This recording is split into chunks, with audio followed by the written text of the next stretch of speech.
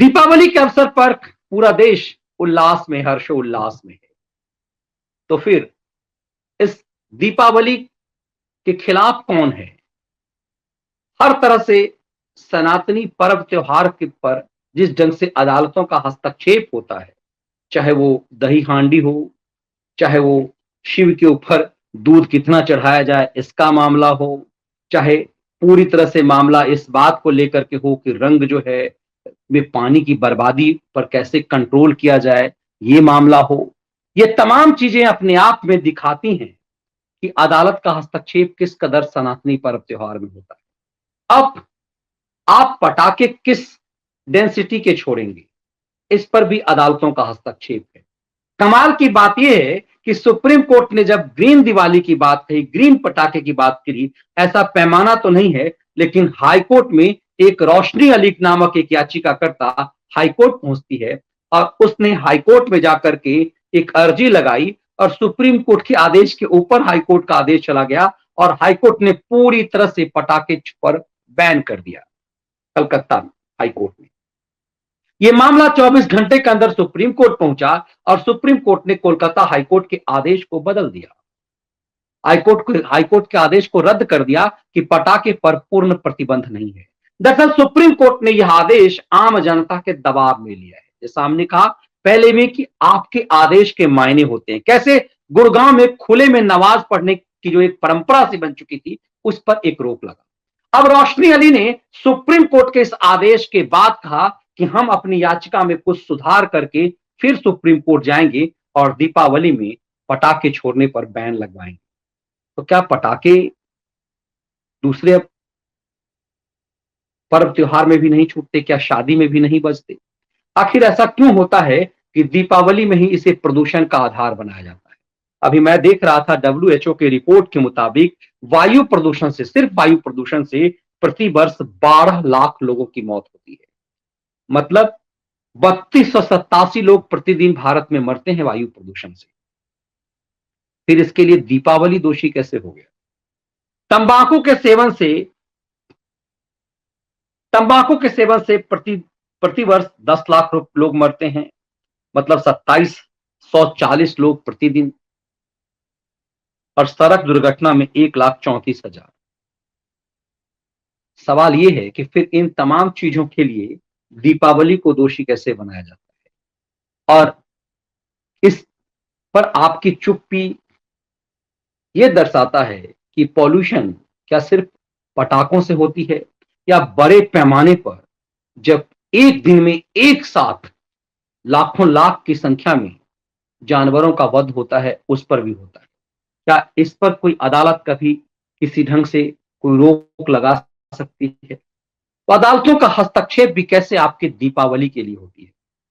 और इतना ही नहीं, जब आप राम मंदिर के उल्लास में सुप्रीम कोर्ट के इतने बड़े फैसले पर आप चुप होते हैं, इसलिए किसी को बुरा नहीं लगे, तो अयोध्या में जब भव्य दिव्य राम मंदिर बन रहा है, अयोध्या जिसकी पहचान राम के लंका विजय के बाद अयोध्या वापसी और राम राज के संकल्प की जमीन पर उतरने को लेकर के है। दीपावली हम इसीलिए मनाते हैं क्योंकि भगवान श्री राम अयोध्या इसी दिन लौट कर आए। तो फिर जिस अयोध्या की पहचान खत्म करने की कोशिश की गई, जिस अयोध्या पर सवाल उठाया गया कि राम, रामायण और अयोध्या का इतिहास सब काल्पनिक है, सुप्रीम कोर्ट में खुद भारत सरकार ने, मनमोहनी सरकार ने, सोनिया गांधी की मनमोहनी सरकार ने यह हलफनामा दाखिल करके कहा। ये बार बार याद करके दिलाने की जरूरत है। इस पूरी प्रक्रिया में जब सुप्रीम कोर्ट में यह दखलंदाजी की गई कि राम और रामायण काल्पनिक हैं, उस दौर में जब सुप्रीम कोर्ट में केंद्र सरकार के पूर्व कानून मंत्री कपिल सिब्बल बाबरी मस्जिद एक्शन कमेटी के वकील थे, सोनिया के सिपह सालार उनके बेटे के कई मामले में वकील रहे कपिल सिब्बल, लगातार बाबरी मस्जिद एक्शन कमेटी की तरफ से राम मंदिर के खिलाफ जिरह कर रहे थे और लगातार ये चाह रहे थे किसी ढंग से इस मामले पर सुप्रीम कोर्ट का फैसला नहीं आए। जब सुप्रीम कोर्ट के फैसले के बाद राम मंदिर का रास्ता खुला और दिव्य भव्य राम मंदिर बन रहा है, तो वहां योगी सरकार ने दीपोत्सव बनाने का फैसला किया।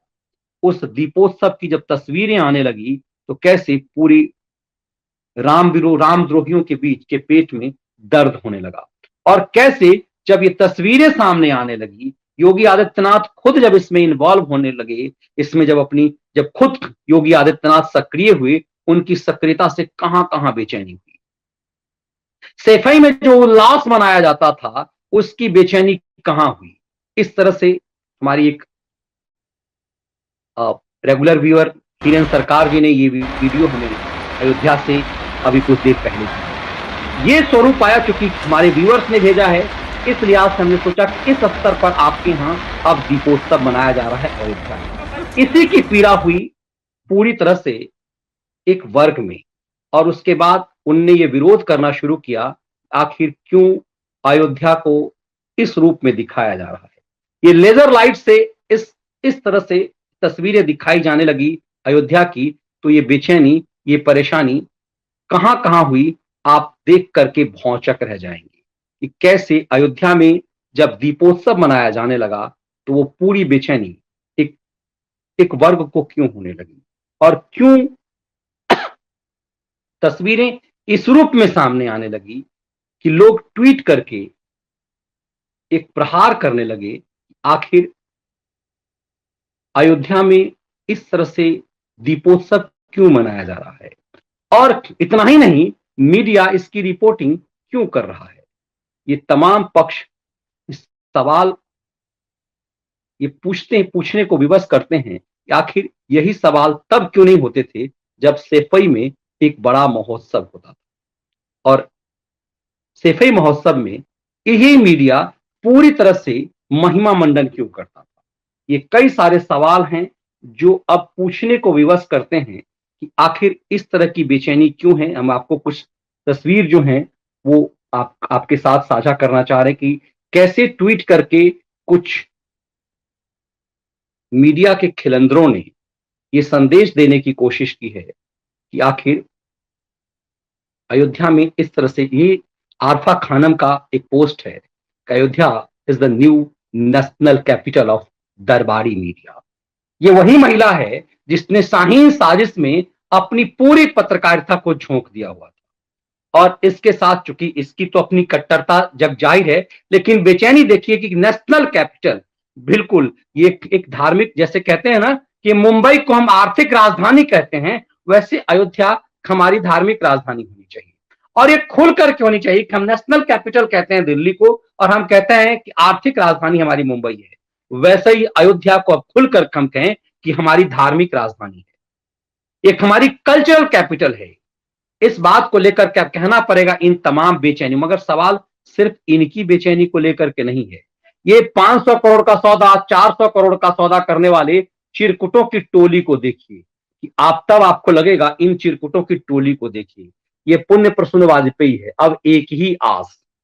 ये पूरे अखबारों की फोटो लेकर के इसके भी पेट में दर्द होने लगा। ये सो कॉल्ड सेकुलर जहां जहां से नौकरी से निकाला जाने लगा तो कहने लगा 500 करोड़ का सौदा, कहीं 250 करोड़ का सौदा। ये तमाम चीजें दर्शाते हैं कि जब अयोध्या में इस तरीके से दीपावली मनाया जाने लगी लेजर लाइटों से, तो परेशानी कहां हुई। तो क्या सही मायने में जब भारत जब अपनी सांस्कृतिक पहचान की तरफ बढ़ रहा है, भारत जब दुनिया को आकर्षित कर रहा है कि भारत की पहचान राम के नाम से है, जब इस तरह की चीजें हो रही है, तो क्या इसकी परेशानी रामद्रोहियों को होने लगी है, भारत द्रोहियों को होने लगी है? ये अपने आप में कई सवाल हैं, और इन्हीं सवालों के बीच ये लगता है कि इन तमाम सवालों के बीच इनकी बौखलाहट दिखती है तब भी जब पेट्रोल और डीजल की कीमत निरंतर बढ़ने के बाद आम जन परेशान था और विपक्ष इसे मुद्दा नहीं बना पा रहा, क्योंकि इन लोगों ने अपने मुद्दे जिस तरह से बनाए, उससे इनकी पहचान हो गई कि ये सब रंगे सियार किस तरह से भारत की सांस्कृतिक पहचान से खेल रहे थे, और क्या कुछ इनकी एक विदेशी फंडिंग के रूप में काम चल रहा था।